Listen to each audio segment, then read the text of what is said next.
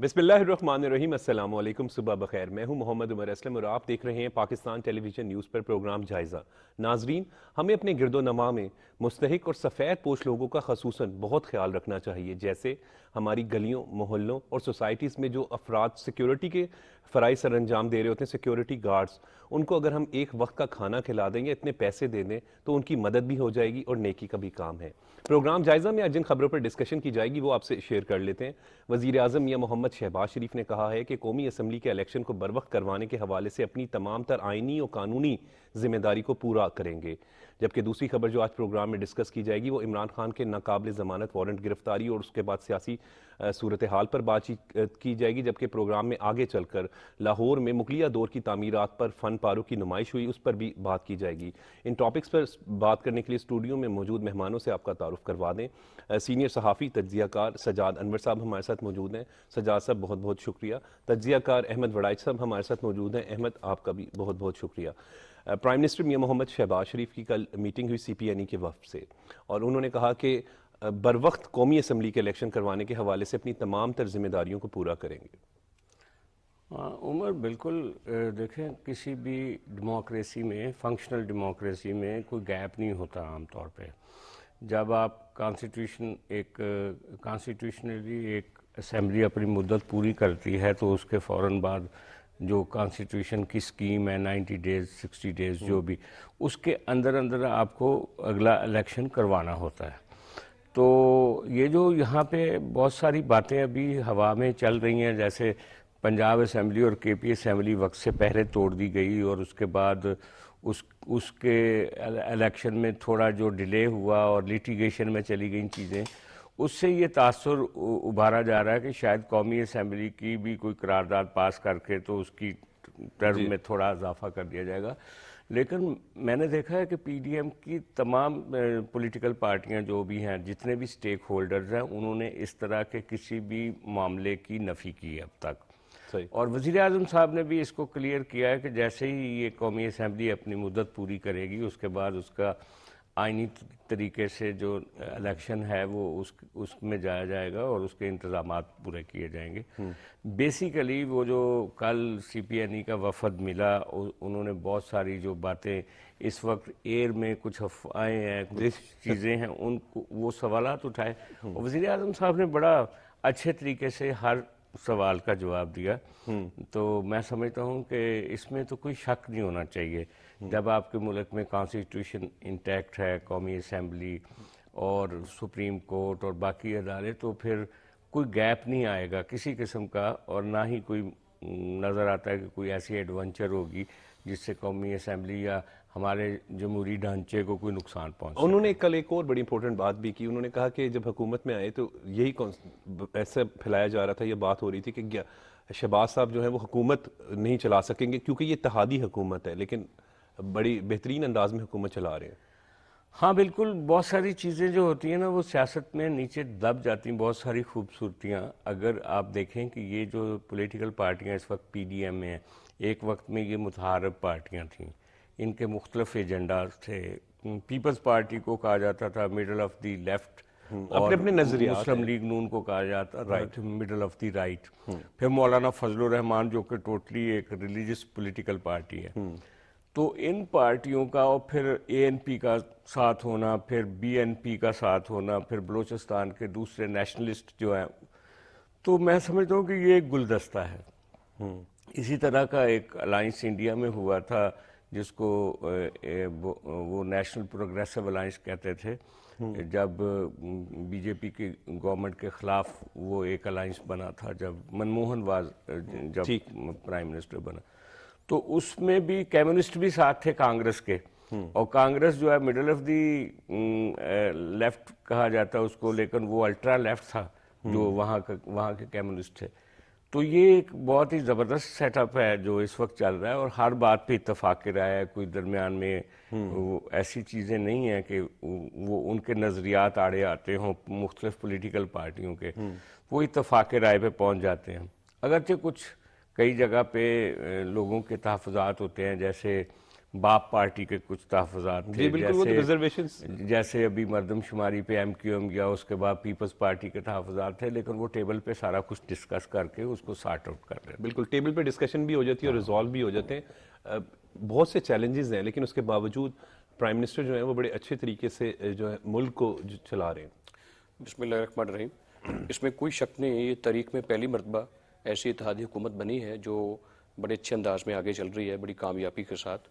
اور جہاں تک تعلق ہے اس بات کا کہ الیکشن ہونے چاہیے، تو یہ بڑا اچھا ایک واضح بیان دیا پرائم منسٹر نے کہ وقت کے اوپر الیکشن ہونے چاہیے، اور ایسے الیکشن ہوں جو اپنی شفافیت کی ایک منفرد مثال رکھتے ہوں. اگر تو سلیکشن کرنی ہے تو پھر تو بڑا آسان ہے، اگر سلیکشن کرنی ہے پھر آپ کسی بھی وقت میں کر سکتے ہیں. اگر تو دستور کے مطابق، آئین اور قانون کے مطابق آپ نے الیکشن کرنا ہے اور پیورلی ایسی جمہوریت لے کے آنی ہے جو شفاف ہو اور پارلیمنٹ جس سے مضبوط ہو، پھر تو آپ کو بہتر طریقے سے سارے سٹیک ہولڈر کو مل بیٹھ کر یہ فیصلہ کرنا ہوگا کہ ہم نے جو الیکشن کروانا ہے وہ میرٹ کے اوپر ہونا چاہیے، وہ صاف ستھرا الیکشن ہونا چاہیے. اور اس کے علاوہ بھی جو آپ نے بات کی ہے کہ جس طرح وہ پرائم منسٹر صاحب جو کل ایک وفد سے ملاقات انہوں نے کی ہے، انہوں نے بڑے بہتر انداز میں جو چیزیں ہیں ان کو پاکستان میں آگے لے کر چلنے کی انہوں نے باتیں کی ہیں. تو جو اس کے علاوہ بھی یہ جو بات کی گئی ہے کہ جس طرح انہوں نے مثلا معاہدے ہوئے تھے آئی ایم ایف کے ساتھ، وہ بھی آپ کے سامنے ہیں چیزیں، وہ بھی پرائم منسٹر ان چیزوں کو بھی دیکھنا ہے کہ کتنے مشکل حالات ہیں، وہ بھی چیزیں ساتھ لے کر چلنی ہیں. پھر پورے ملک کے جو طول و عرض کی جتنی جو لوگ ہیں، جو سیاسی پارٹی ہیں جہاں پہ بیٹھی ہیں، وہ بھی آپ نے ساتھ لے کر چلنی ہے. اور جو لاسٹ گورنمنٹ ہے انہوں نے 2021 میں مشترکہ مفادات کونسل کے اجلاس میں یہ بات کہی تھی کہ ہم جو ہے وہ مردم شماری کروائیں گے. جو اس وقت مردم شماری جاری ہے اور اس میں کچھ پارٹیز کے جو ہیں وہ تحفظات بھی موجود ہیں. اگر مردم شماری جاری ہو چکی ہے جو آپ نے کہی تھی لاسٹ گورنمنٹ جی بالکل 2021 میں، اگر تو اس کے مطابق آپ نے کروانی ہے مردم شماری، تو پھر آپ کو یہ ہے کہ پھر نئی حلقہ بندیاں دیکھنی ہوں گی. پھر آپ کو وہ دیکھنا ہوگا کہ پاکستان کی جو یعنی کہ جو باڈیز ہیں وہ کس لیول پہ ہیں، لوگوں کی تعداد کتنی ہے، کاؤنٹ کرنا ہوگا ساری چیزوں کو. اس کے بعد پھر الیکشن ہو سکتا ہے. تو الیکشن وقت پر ہونے چاہیے. اس میں کوئی شک نہیں ہے کہ جمہوریت مضبوط ہوتی ہے. جب جمہوریت مضبوط ہوگی، جمہور کی آواز کو سنا جائے گا، اس سے پارلیمنٹ بھی مضبوط ہوگی. سو وقت کے اوپر جو ہے وہ ایک بہتر انداز میں سمجھتا ہوں الیکشن ہونے بالکل. اچھا سجاد صاحب، ایک اور بات بھی انہوں نے جو کی کہ کیونکہ اگر مہنگائی کی حوالے سے بھی ڈسکشنز ہوتی ہیں تو آئی ایم ایف ایگریمنٹ آ جاتا ہے. آئی ایم ایف کے ساتھ جو معاہدے ہیں وہ تو سابق حکومت نے کیے تھے جو آج تنقید کر رہی ہے. انہوں نے یہ بھی بتایا کہ جب حکومت پی ٹی آئی کی حکومت جب جانے والی تھی تو انہوں نے جان کر وہ ان معاہدوں سے انحراف کیا تاکہ آنے والے یعنی جو اس وقت موجودہ گورنمنٹ ہے ان کو مشکلات ہوں. ہاں بالکل. ایک تو ان کا خیال تھا کہ مشکلات ہوں، دوسرا وہ اپنے آپ کو عوام کے سامنے یہ ثابت کرنا چاہ رہے تھے کہ ہم آپ کو پیٹرول سستا کر کے دیا ہے. اب دیکھنا، اس کو یہ پتا تھا کہ یہ پیٹرول سستا نہیں رہے گا، آنے والے دنوں میں یہ پھر پرائس ہائیک ہوگی، اور جان کے سبسڈی دے دی اور وہ سسٹینیبل نہیں تھی. اگر عمران خان کو یہ فیوچر نظر آ رہا ہوتا کہ ان کی حکومت نہیں ٹوٹے گی تو وہ کبھی اس طرح کا احمقانہ سٹیپ نہ لیتے. اصل بات کیا ہے؟ اصل بات یہ ہے کہ دیکھیں یہ ایک دو دھاری تلوار ہے. ایک طرف یہ ہے کہ آپ نے ڈیفالٹ سے بچنا ہے، آپ نے دنیا کے ساتھ جو لین دین ہے اپنا اس کو انٹیکٹ رکھتے ہوئے کچھ نئے لونز لینے اپنی بقا کے لیے. دوسری طرف یہ ہے کہ اس کا سارا بوجھ جو ہے وہ عوام کے اوپر جانے سے بھی روکنا ہے. یہ ایک طرح سے نا بڑا بیلنس ہے. اسی لیے کہا جاتا ہے کہ پاکستان کی جو اکانومی ہے وہ پچھلے 10-15 سال سے جس طریقے سے چل رہی ہے، بھائی اکانومی کے اوپر آپ پالیٹکس نہ کریں. ایک چارٹر آف ڈیموکریسی کی طرح کا ایک چارٹر آف اکانومی کریں، تاکہ کچھ منیمم پوائنٹس پہ ساری پولیٹیکل پارٹیاں آن بورڈ ہوں کہ ان چیزوں پہ سیاست نہ کی جائے. مثلا اگر کوئی بندہ مہنگائی پہ سیاست کرتا ہے، وہ عمران خان جس کے زمانے میں مہنگائی جو تھی وہ 60% سے بھی زیادہ جو رائز کر گئی تھی، اگر اس کے جانے کے بعد رائز کا گراف اوپر ہے تو اس کو یہ سوچنا چاہیے کہ وہ اگر نہیں روک سکا تھا تو یہ آنے والی گورنمنٹ کیسے. اور وہ ایگریمنٹ آئی ایم ایف کے ساتھ انہوں نے کیا. اچھا اب یہ ہے کہ یہ گراؤنڈ ریئلٹیز ہیں پاکستان کی کہ ہمارے پاس ڈالر ارن کرنے کے وہ وسائل نہیں ہیں جو دنیا نے کریٹ کیے ہیں.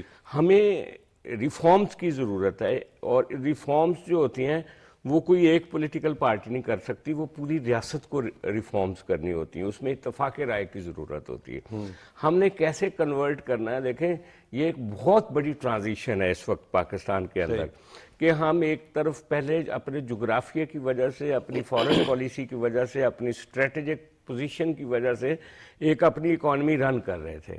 اب وہ دنیا نے وہاں سے اپنے انٹرسٹ کو واپس لے لیا ہے. اب افغانستان اس طرح کی کہانی نہیں رہا. اب ریجن جو ہے وہ مختلف شکل اختیار کر گیا. مڈل ایسٹ میں آپ دیکھیں کہ ایران اور سعودی عرب کی دوستی ہو رہی ہے.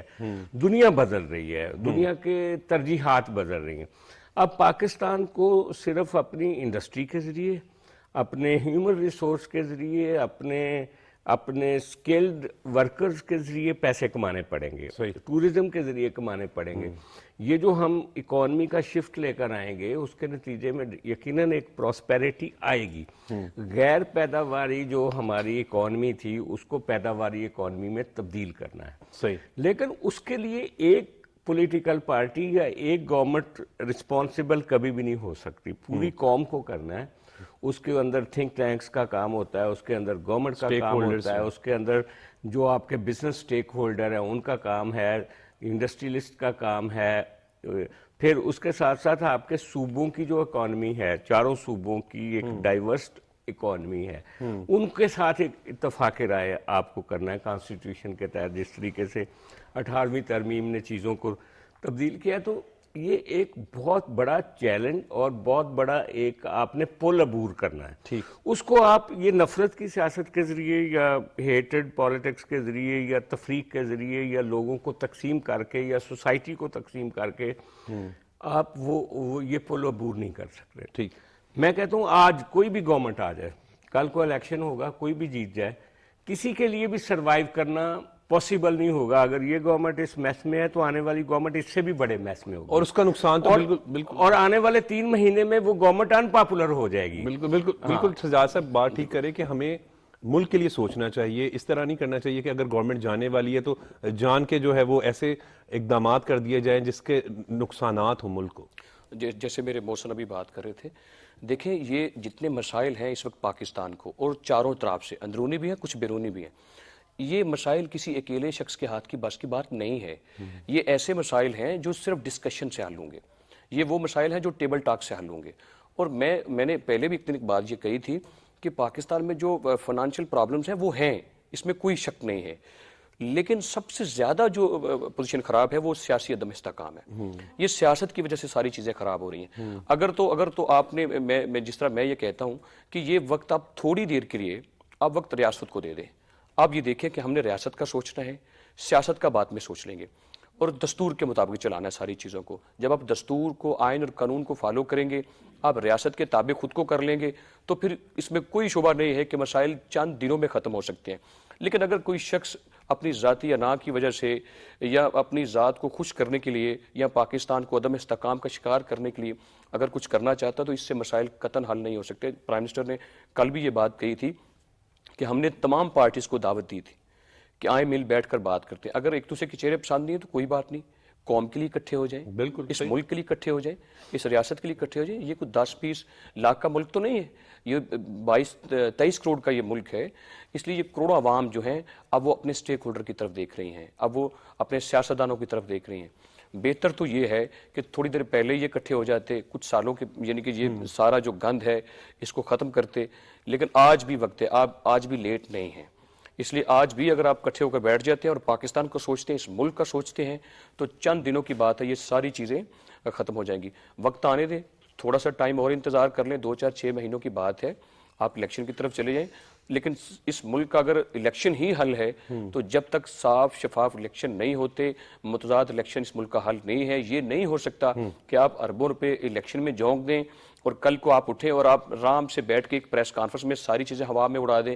آپ آرام سے یہ بات کہہ دیں کہ الیکشن کمیشن میرے ساتھ نہیں تھا، انٹرم سیٹ اپ میرے ساتھ نہیں تھا، الزامات کی سیاست کر دیں. اور آپ کہیں کہ وفاق بھی چونکہ میری حکومت نہیں تھی اس لیے مجھے دباؤ کا شکار کیا گیا، میں الیکشن کو تسلیم نہیں کرتا ہوں، میں ہار نہیں مانتا ہوں. تو پھر آپ ایک نئے نیریٹو کے ساتھ آپ سڑکوں پر آ جائیں. اس کا مطلب یہ ہوا کہ پھر دنیا آپ سے ٹریٹیز نہیں کرے گی. اس کا مطلب یہ ہوا کہ پھر IMF آپ کی باتیں نہیں تسلیم کرے گا. اس کا مطلب یہ ہوا کہ انفلیشن پریشانی کا سامنا کرنا کرنا پڑ رہا ہے نا؟ یہ دیکھیں کچھ چیزیں جو ہوتی ہیں اس کا سامنا اسٹیٹ کو کرنا ہوتا ہے، اور جو چیزیں اسٹیٹ کو جن چیزوں کا سامنا کرنا ہوتا ہے ان کے ثمرات نیچے تک آتے ہیں. اب دیکھیں نا، یہ سارا آپ کا کرا دھرا ہے، یہ سارا کچھ آپ کی غلطیوں کا نتیجہ ہے. معاہدے آپ نے کیے تھے، انحراف آپ نے کر دیا، اور جو معاہدے آپ نے آئی ایم ایف کے ساتھ کیے تھے، دنیا کے ساتھ آپ نے جو ٹریٹس کیے تھے، آپ نے وہ پورے نہیں کیے. ان کا ازالہ آج قوم کر رہی ہے، عوام کر رہے ہیں، اس کا نقصان بھی براہ راست عوام کو ہو رہا ہے. تو اس لیے آپ تھوڑی دیر کے لیے سوچ لیں، آج ڈھال نہ بنائیں، آج ملک کو تقسیم نہ کریں. آج قوم منقسم نظر آتی ہے، اس کو تقسیم نہ کریں، اس کو جوڑیں، اس کے سر کو جوڑ دیں، آپس میں مل بیٹھ کر فیصلہ کر لیں، تاکہ قوم ترقی کرے، ملک ترقی کرے اور ریاست آگے بڑھے. بالکل ٹھیک کہہ رہے ہیں احمد آپ. اس وقت ہمیں جوائن کیا ہے سینئر صحافی فاروق فیصل خان صاحب نے. فاروق صاحب بہت بہت شکریہ، آپ نے اپنا قیمتی وقت دیا ہے. سر، اس وقت جو موجودہ سیاسی صورتحال ہے اس پر بات کریں گے. خصوصاً کل جو وزیر اعظم یہ محمد شہباز شریف کی CPNE کے وفد سے ملاقات ہوئی، اور شہباز صاحب نے جو یہ کہا کہ وقت پر الیکشن کروانے کے حوالے سے تمام آئینی اور قانونی جو ہیں انتظامات ان کو پورا کریں گے. جی بالکل. کل یہاں اسلام آباد میں CPNE کے جو ایڈیٹرز اکٹھے ہوئے تھے، ان کی وزیر اعظم سے جو ملاقات ہوئی اس میں تمام امور پر بات ہوئی، اور الیکشن کے حوالے سے بھی بات ہوئی. اور اس میں وزیر اعظم نے واضح کیا کہ جو آئینی تقاضے ہیں الیکشن کروانے کے وہ پورے کیے جائیں گے. اب ظاہر ہے کہ آج کل آپ دیکھ رہے ہیں کہ صوبائی حکومتوں کے حوالے سے بھی اناؤنسمنٹ ہوئی ہے، جبکہ تمام ادارے اور تمام پولیٹیکل پارٹیز اور انٹیلیجنسیا بھی سب یہی کہہ رہے ہیں کہ ملک میں الیکشن جو ہے وہ ایک ہی وقت میں ہونے چاہیے. جو بھی کوئی اس وقت معاملات سامنے آ رہے ہیں صوبائی حکومتوں کے حوالے سے، اگر پہلے کروا دیے جائیں اور پھر بعد میں دوسرے مرکزی بعد میں کروائے جائے، تو اس میں کئی آئینی لیکونے سامنے آ جائیں گے. کیونکہ اگر ابھی جو الیکشن کروائے گے تو وہ پرانی حلقہ بندیوں اور وہ پرانی مردم شماری کے وجہ سے ہوگی، اور مردم شماری کے کام کا آغاز ہو چکا ہوا ہے. اور جو ایک آئینی تقاضا ہے کہ جب بھی الیکشن میں جائیں گے یا ہر 5 سال بعد جو ہے وہ آپ کو مردم شماری کرانا پڑے گی. مردم شماری کی کیا اہمیت ہے؟ مردم شماری صرف کسی الیکشن کے لیے نہیں ہے، مردم شماری بیسیکلی آپ کے ملک کا ڈیٹا ہے کہ بھی آپ کے ملک میں عوام کتنے ہیں، کس علاقے میں کتنی آبادی ہے، اور اس کے مختلف جو پیمانے ہیں اس میں مردم شماری میں سامنے آتے ہیں، جو کسی بھی حکومت کو فیوچر کی منصوبہ بندی کے لیے جو ہے وہ بنیاد فراہم کرتے ہیں. تو اسی لیے جو وہ کہا گیا انہوں نے کہ آئینی تقاضے جو ہیں وہ سارے پورے کریں گے. پہلا مرحلہ تو یہی آئینی تقاضوں کا مردم شماری کے ہی حوالے سے ہے. لیکن اس میں جو سیاسی طور پہ ایک چیز آ گئی ہوئی ہے کہ 2 حکومتیں جو ہیں عمران خان نے اپنی جو ہے وہ توڑ دی تھی، تو اس پہ الیکشن کے پوائنٹ آف ویو سے بات سامنے آئی. اب ظاہر ہے کہ الیکشن کمیشن کو اس کے انتظامات بھی کرنے ہیں، اس کے لیے اس کے سیکیورٹی کے بھی انتظامات ہیں، اس کو فائنینشیل انتظامات کی بھی ضرورت ہے، جو اس وقت حکومت جو یا ریاست جو ہے وہ فراہم نہیں کر سکتی، کیونکہ الیکشن کمیشن کو بتایا گیا ہے کہ کیا معاشی مشکلات ہیں اور کیا سیکیورٹی کی مشکلات ہیں. اسی لیے جب کل یہ سوال جواب کا سیشن ہوا اور پھر اس میں یہ ساری باتیں آئینی نکات جو ہے وہ سامنے آئے. جی بالکل. فاروق صاحب، ایک اور بات بھی شہباز صاحب نے کی کہ جو IMF کے ساتھ معاہدے ہیں وہ تو سابق حکومت کے ہیں، اور جان کے جب اس حکومت کو معلوم تھا کہ اب وہ جانے والے تو ان معاہدوں سے انحراف کیا گیا، جس کی وجہ سے آج مشکلات کا سامنا کرنا پڑ رہا ہے. جی بالکل. یہ پاکستان کے ساتھ بہت زیادتی ہوئی. جو پاکستان IMF کے پروگرام میں عمران خان صاحب کی حکومت گئی تھی، ہمیں یاد ہے، اگر آپ ریکال کریں، شاید آپ نے بتایا بھی ہو کہ گزشتہ سال 2022 میں جو ہے 12 فروری 2022 کو جو ہے ان کا معاہدہ حکومت نے کیا، اور حکومت IMF کے پروگرام میں گئی، اور اس کے لیے انہوں نے اس سے IMF نے $1 ارب کی امداد جو قسط تھی وہ بھی جاری کی. IMF جو ہے وہ بیسیکلی ایک ایسا ادارہ ہے جو آپ کسی بھی ریاست کو جب کوئی قرض دیتا ہے وہ بیسیکلی وہ پروگرام دیتا ہے کہ اسے اس فائنینشیل مینجمنٹ کے تحت چلنا ہے. اور جب آپ اس پروگرام میں آتے ہیں تو IMF کی پروگرام میں آنے کی وجہ سے دیگر ممالک بھی اور دیگر ادارے جہاں سے بھی آپ عالمی طور پہ قرض لے سکتے ہیں وہ ملتے ہیں، وہ ایک قسم کی سرٹیفکیشن ہوتی ہے. لیکن ہم نے کیا کیا، اور دیکھیں جب کسی نے کسی کو قرض دینا ہوتا ہے یا قرض دیتا ہے تو پہلے وہ اس کی واپسی کے بارے میں سوچتا ہے کہ یہ واپس مجھے کیسے ملے گا. تو IMF جب دیتا ہے وہ فائنینشیل مینجمنٹ دیتا ہے تو وہ بتاتا ہے کہ بھائی آپ کو ادھر کٹ لگانا ہے، ادھر آپ کو ٹیکس لگانا ہے. تو وہ گزشتہ حکومت میں باقاعدہ ہوش و حواس جو ہے 12 فروری کو وہ معاہدہ کیا، قسط ملی، اور 28 فروری کو جب حکومت کو یہ پتہ لگا اس وقت کی، اسے اندازہ ہوا کہ اس کی جو ہے حکومت کی اکثریت برقرار نہیں رہ سکے گی، تو وہ معاہدے سے باہر نکل گئے.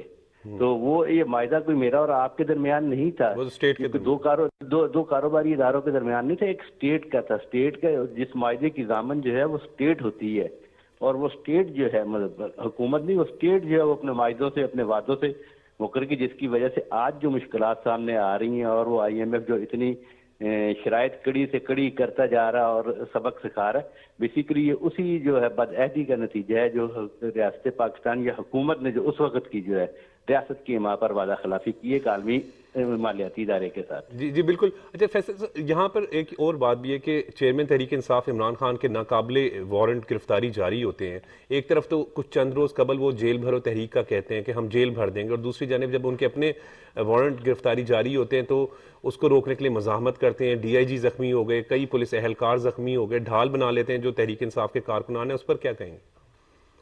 بالکل, یہ جو تحریک انصاف کی اور یہ سارے جو آپ کہہ رہے ہیں کہ ہماری سیاسی تاریخ کے یہ بہت ہی ایک تو مسکہ خیز تحریک, اور پھر جو رویہ ہے جو تحریک انصاف کا یا ان کی قیادت کا, میں کارکن کے بارے میں نہیں کہوں گا, کارکن تو معصوم ہوتا ہے. دیکھیں وہ اسے لیڈر جو ہے وہ کسی لیڈر کے کسی پروگرام کے پیچھے چلتا ہے, لیکن اگر لیڈر ہی اپنے کارکن کو گمراہ کرنے لگ جائے اور اسے غلط راہ پہ لگا دے تو اس کا تو کچھ نہیں کیا جا سکتا.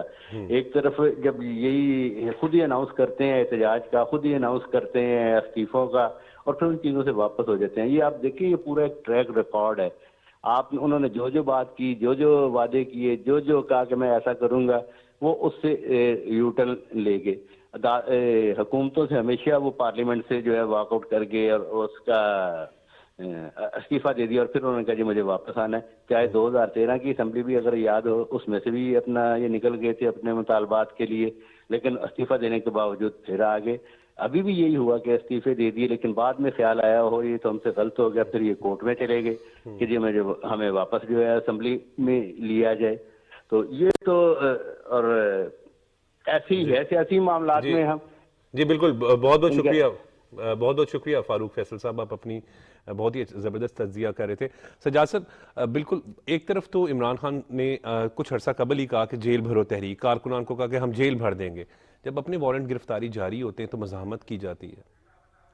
ہاں, یہی تو ایک پرابلم ہے کہ وہ جو فاروق فیصل صاحب نے کہا ورکر تو معصوم ہوتے ہیں, وہ سوال نہیں اٹھاتے.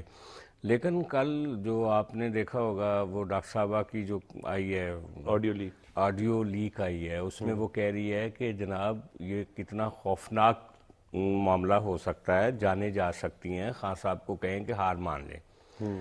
اور کل کا ہی اگر اسلام آباد ہائی کورٹ کے چیف جسٹس صاحب نے جو ریمارکس دیے ہیں, اور وہ جو جس طریقے سے عمران خان ڈیفائی کر رہے ہیں ریاست کو, اور جس طریقے سے جو دیکھیں پولیس کا تو کام ہوتا ہے کہ وہ اگر کوئی بھی وارنٹ ہوں تو وہ سرو کرے. اگر عدالت کہتی ہے کہ ان کو گرفتار کر کے لے کر آئیں تو پولیس ایک ایگزیکیوشن کا کام کرتی ہے, امپلیمنٹ کرواتی ہے. تو ایک جو لا ابائڈنگ جو سٹیزن ہوتا ہے وہ تو فوراً اپنے آپ کو سرنڈر کرتا ہے, وہ کہتا ہے ٹھیک ہے جی آئیں بتائیں میرے اوپر کیا الزام ہے, وہ جا کے اپنا عدالت میں کلیئر کرتا ہے.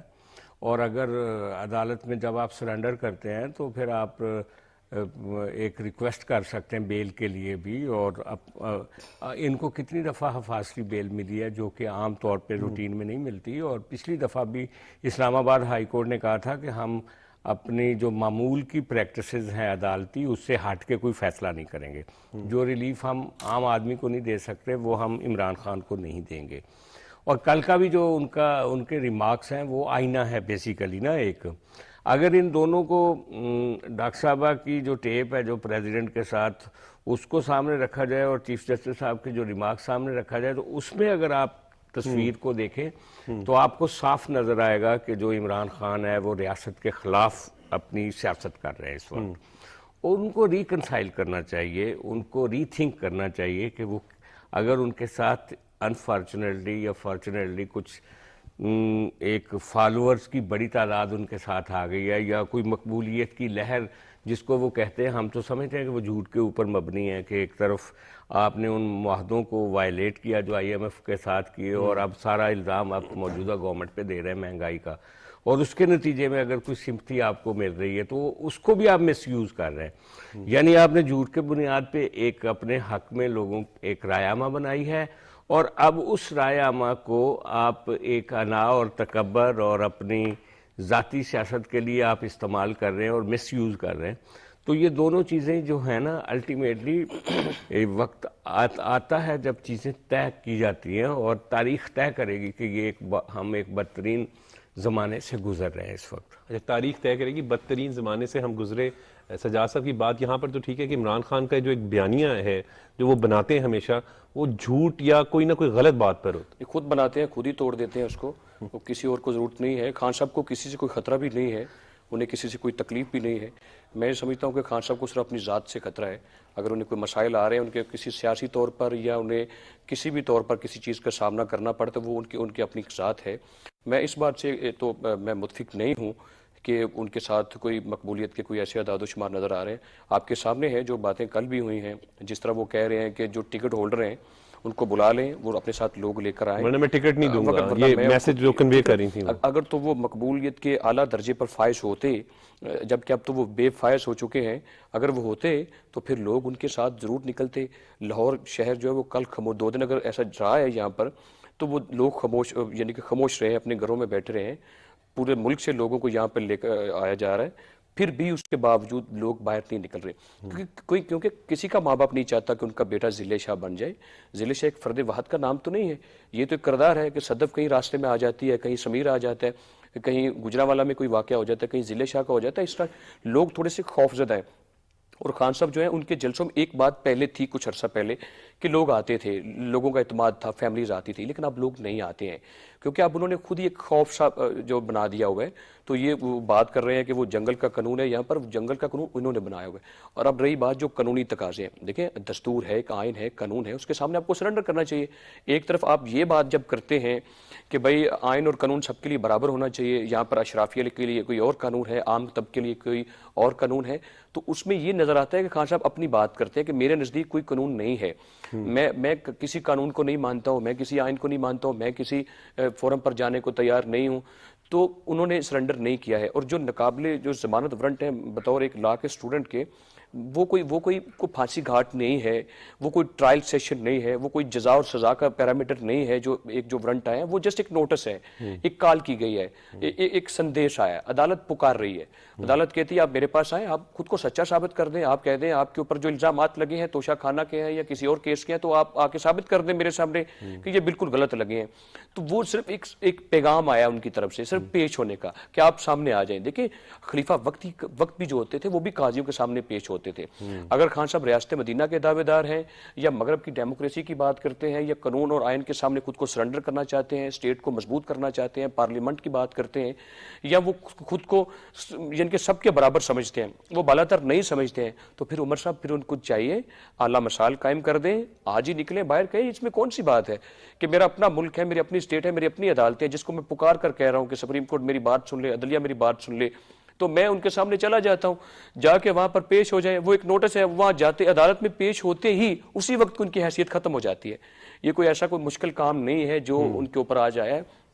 تو اگر جو بہتر انداز میں وہ چاہتے ہیں کہ ملک کے حالات صحیح ہو جائیں، ایک ڈگر پر آ جائیں، اس میں جو سب سے اہم رول ہے وہ اس وقت عمران خان کو ادا کر رہے ہیں. وہ کسی اور کو ادا نہیں کرنا ہے، وہ کسی اور کو کال نہ کریں، کسی اور کو بیچ میں نہ لے کر آئیں، وہ خود باہر نکلیں، بہادری کا مظاہرہ کریں اور جا کر کورٹ کے سامنے پیش ہو جائیں اور کورٹ کو کہیں کہ عمران خان حاضر ہے، آپ نے کال کی تھی، میں حاضر ہو گیا ہوں، اور دودھ کا دودھ پانی کا پانی. اس بہادری کے ذکر کی بات کر رہے ہیں، میاں محمد نواز شریف نے تو لندن میں میڈیا سے گفتگو کرتے ہوئے یہ کہا ہے کہ عمران خان ایک بزدل شخص ہے. جبکہ اگر ہم اسی حوالے سے بات کریں تو عمران خان آج بھی جو ہے وہ صرف الزامات کے حوالے سے اکثر ذکر کرتے ہیں کہ اپنے مخالفین پر، لیکن 3.5 سے 4 سال اقتدار میں رہے ہیں، اپنے کام گنوا دیں جو عوام کے لیے کیے ہوں. डेफिनेटली अपनी उनकी परफॉर्मेंस तो बिल्कुल आप समझ सकते हैं कि ज़ीरो थी। पहले 6 महीने उन्होंने असद उमर को ट्राई किया, वो नहीं चल सके, फिर हफीज़ शेख को लेकर आए, फिर वो कहते थे कि मैं खुदकुशी करूंगा जब कर्जे लूंगा, फिर सारी दुनिया से कर्जे लिए और रिकॉर्ड कर्जे लिए पाकिस्तान की तारीख में। और फिर ये कि आम आदमी को रिलीफ देने की वो बात करते थे, आम आदमी जो है वो पिस के रह गया था उसके ज़माने में। तो बेसिकली तो वो देखें, ये सारा जो कहानी थी ना, जिस तरीके से उनको इक़्तिदार में लेकर आया गया था, वो इमरान खान कोई अकेला तो नहीं था जब प्रोजेक्ट लॉन्च हुआ था। एक पूरा सेटअप साथ था, उनके फैसले उनके हक में आ रहे थे, उनको सपोर्ट थी तमाम अदारों की तरफ से, और 2 पॉलिटिकल पार्टियों को ख़ास तौर पे नुकसान पहुंचाने का फ़ैसला किया गया था उस वक्त, और इमरान खान को एक मोहरे के तौर पर लेकर आया गया था। और उसके नतीजे में वो जो इमरान के प्रोजेक्ट को जब लॉन्च किया गया था, तो तभी एक नफ़रत की एक ऐसी फ़ज़ा बना दी गई थी, और डिस्टेबलाइजेशन की, और एक दूसरे को कबूल ना करने की, एक दूसरे के साथ ना बैठने की, अनडेमोक्रेटिक स्टाइल में। और फिर जिस तरीके से लोगों की गिरफ्तारियां हुई इनके ज़माने में, जैसे राना सनाउल्लाह पे एक जाली मुकदमा बनाया गया, जैसे मियां नवाज शरीफ को मियां नवाज शरीफ को जेल में बंद किया गया, फिर उनके सामने उनकी बेटी को जैसे अरेस्ट किया गया, जैसे आसिफ अली जरदारी को और उनकी बहन को अरेस्ट किया गया ईद से एक दिन पहले, और आसिफ जरदारी को जरदारी हाउस में जाकर उन लोगों ने तो सब ने अपने आप को, शहबाज शरीफ को जो है वो किसी और केस में बुला के गिरफ्तार कर लिया 2.25 साल हमजा शहबाज शरीफ का भी जिक्र करना जरूरी है, क्योंकि 2.25 साल तकरीबन हमजा शहबाज शरीफ जेल में रहे, इल्जामात नहीं साबित हो सके, बाहर आ गए। तो जब आप नवाज शरीफ, शहबाज शरीफ, मरियम नवाज, हमजा शहबाज, और फिर उसके बाद जिस पीपल्स पार्टी की क़यादत, इल्जामात तो साबित नहीं कर सके। यही मैं कहना चाहता हूँ, अगर वो झूठे मुकदमात में आपने उन लोगों को बंद किए रखा जो कि इल्जामात साबित नहीं हो सके, तो आप एक ऐसा केस है आपके खिलाफ जो तोशा खाने का, जिसको आपने अपने अकाउंट्स में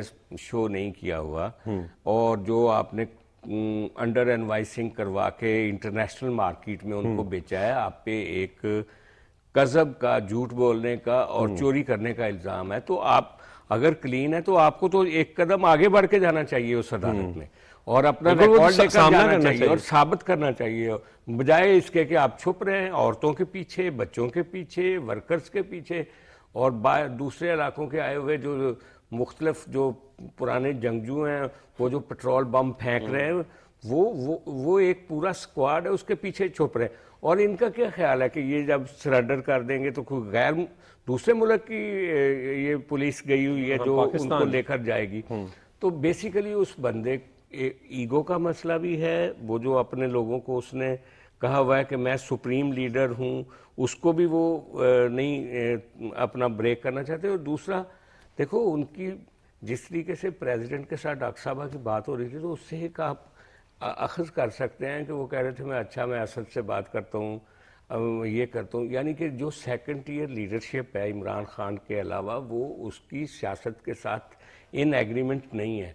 हमने कई दफ़ा शाह महमूद कुरैशी को देखा है कि वो मुख्तलिफ बात कर रहे होते हैं, असद मुख्तलिफ बात कर रहे होते हैं, लेकिन इमरान खान चूँकि वो खुद ही फैसला करता है। इतनी ऐसी डिक्टेटरशिप मैंने मुख्तलिफ पार्टियों में नहीं देखी जितनी इमरान खान जो है वो अपनी धौंस करता है पार्टी के अंदर भी, और फिर वो धौंस जो होती है वो अपने सियासी मुखालफिन के भी करता है। लेकिन हमने देखा है यही धौंस और यही अना हटदर्मी वो अब रियासत के खिलाफ भी कर रहा है। यही अना और हटदर्मी ये सबसे बड़ी बात है। जब आप इतने दुश्मन बनाओगे और फिर आप शीशे के घर में बैठ के दूसरों पे पत्थर फेंकोगे, खुद ही दुश्मन है, तो ये वाइबल ही नहीं है। इमरान खान की जो प्रोजेक्ट था जब डिस्पोज ऑफ हुआ था, तो मैं समझता हूँ कि अब इसकी कम बैक की या ये दोबारा वज़ीर आज़म बन जाएंगे, मैं नहीं देख रहा। अच्छा, आप नहीं देख रहे, लेकिन क्या कहेंगे अहमद आप इस पर जो सजाद साहब कह रहे हैं बिल्कुल, कि एक तरफ तो आप बात करते थे आईन और कानून की, जब आपके अपने ऊपर आती है कि उसको तस्लीम किया जाए तो वो आप नहीं करते। देखिए, वो रियासत कभी कमज़ोर नहीं हुआ करती, रियासत हमेशा तगड़ी होती है,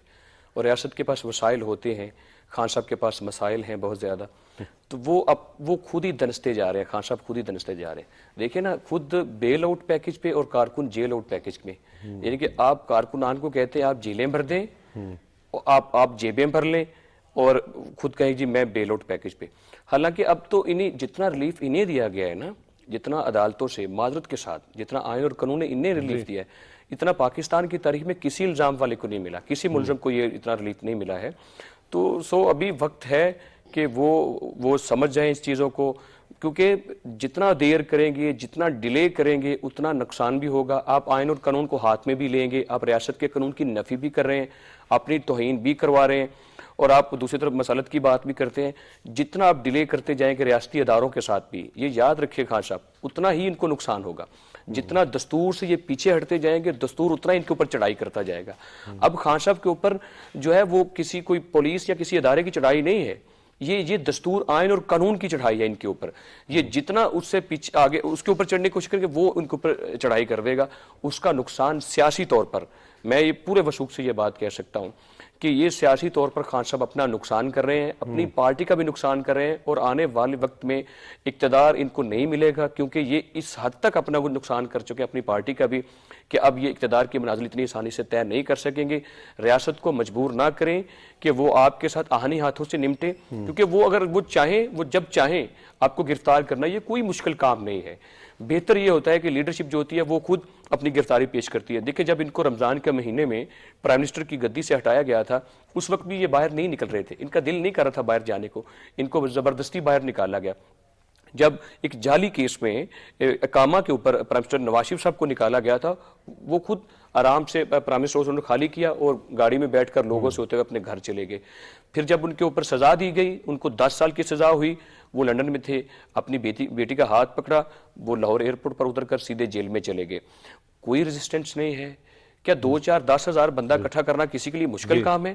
اس کا مطلب تو یہ ہے جس کے اوپر کیسز ہوں گے, کوئی کسی کے اوپر 302 کا کیس ہے, کسی کے اوپر ڈکیتی کا کیس ہے, وہ ایسا کرے, اپنے رشتہ داروں کو اکٹھا کرے, اپنی بہنوں کو باہر نکالے, خواتین کو باہر نکالے روڈ کے اوپر, انہیں ڈھال بنا دے کہ بھائی میں گرفتار نہیں ہوں گا لہذا میں تگڑا ہوں. تو یہ بڑا ایک غلط میسج ہے پوری دنیا کے لیے بھی اور یہاں بھی. جی بہت بہت شکریہ احمد وڈائچ صاحب آپ کا, آپ نے اپنا قیمتی وقت دیا. سجاد صاحب آپ کا بھی بہت بہت شکریہ, آپ نے اپنا قیمتی وقت دیا. ناظرین وقت ہو رہا ہے ایک بریک کا, لیکن بریک کے بعد جب ہم آئیں گے تو مغلیہ دور کی تعمیرات پر فن پاروں کی لاہور میں نمائش ہوئی, اس پر بات کریں گے.